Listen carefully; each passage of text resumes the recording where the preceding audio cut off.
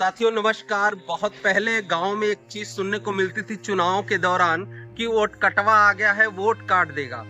किसी भी को भी चुनाव में हराना होता था तो वोट कटवा को लोग खड़ा कर देते थे। लेकिन अब एक नया टर्म भारतीय राजनीति में आ गया है, वोट चोरवा, जिसकी बात पिछले 4 से 5 दिनों से लगातार सोशल मीडिया और राजनीति में प्रमुखता से आ रही है। और गांव गिरांव के लोग और मुर्दहिया में रहने वाले लोग ये समझना चाहते हैं कि ये वोट चोरवा क्या होता है। वोट कटवा तो सुना था कि गांव में प्रधानी का चुनाव हो रहा है, मेंबरी का चुनाव हो रहा है, तो किसी को हराने के लिए कैंडिडेट खड़ा कर देते थे ताकि उसका वोट काट ले। लेकिन अब आजकल वोट चोरवा आ गया है, जिससे ये साबित हो रहा है कि आपका वोट है चुरा लिया जाए, किसी को देने लायक ही न रहे आप। और इस तरह का स्कैम का खुलासा जो चर्चा का विषय हुआ है वो भारतीय राष्ट्रीय कांग्रेस के बड़े नेता श्री राहुल गांधी, जो विपक्ष के प्रमुख नेता के रूप में है, और उन्होंने कर्नाटका की महादेवपुरा सीट पर यह खुलासा किया था, जो आप सभी जानते हैं और चैनल पे लगातार चल रहा है। लेकिन इसी बीच दलित समाज के बड़े नेता चंद्रशेखर आजाद रावण ने भी हुंकार भर दी और वो भी लगातार इस वोट चोरी के खिलाफ, वोट चोरवा के खिलाफ ये कहने शुरू कर दिया है कि ये अगर नहीं रुकेगा तो कहीं न कहीं आगे चल के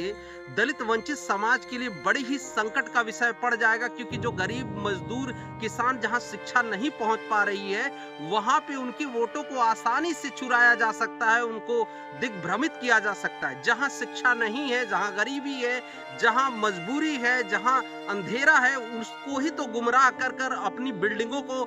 ऊंचा बनाया जा रहा है, अपने घरों को मजबूत किया जा रहा है। और चंद्रशेखर आजाद रावण लगातार उसकी लड़ाई लड़ने के लिए प्रबुद्ध बुद्ध वर्ग सम्मेलन कर रहे हैं और उत्तर प्रदेश से लेकर बिहार तक दलितों को जगाने के लिए लगातार काम कर रहे हैं। जिस काम को कहीं न कहीं धीमे स्तर पे छोड़ चुकी है बहुजन समाज पार्टी, जो लगातार उस मिशन को चला रही थी 10-15 सालों को, लेकिन अब कमान कहीं न कहीं चंद्रशेखर आजाद रावण अपने हाथों में ले लिया। और नगीना से सांसद बनने के बाद बहुत तेज तर्राकी के साथ दलित समाज को शिक्षित, संगठित और संघर्ष करने के लिए प्रेरित करते हैं और कहते हैं कि आपका एक वोट आपके जीवन में बदलाव ला सकता है। कभी कभी ये लगता है कि ये खबरें हम क्यों सुने, वोट चोरी से हमारा क्या लेना देना है। लेकिन जब आप मुश्किल में पड़ते हैं और किसी भी दिक्कत से गुजरते हैं, या नौकरी नहीं लगती, बेरोजगारी नहीं बहुत ज्यादा हो जाती है, या जो भी जातिगत समस्या है या कोई ऐसी समस्या जो संविधान से जुड़ी होती है, तब आप कहते हैं कि नहीं, प्रशासन सही नहीं है, हमने नेता सही नहीं चुना। क्योंकि वो आपका एक वोट एक नेता को चुनता है जो सदन में बैठकर आपके भविष्य के निधि को तय करता है, आपके जीवन के रख रखाव को और देश को सुचारू रूप से चलाने के लिए। लेकिन जब वो एक वोट अगर चोरी हो जाएगा तो आपका एक मत उस सुयोग्य प्रत्याशी को नहीं मिल पाता है। इसलिए वोट चोरवा के बारे में भी जानना जरूरी है, क्योंकि चुनाव आयोग से कई ऐसे प्रश्नों की झड़ी राहुल गांधी ने पूछ ली है। और ये मसला राहुल गांधी का नहीं रह गया है, ये मसला कांग्रेस का नहीं रह गया, ये मसला हिंदुस्तान में रहने वाली आम आवाम का है कि उसका जो चुनाव आयोग पे विश्वास है वो बरकरार रहे और चुनाव आयोग उसका सक्षम जवाब दे, ताकि जनता इस बात से अवगत हो सके कि जो उसका वोट है उसी तरह सुरक्षित है जो कई सदियों से रहा है।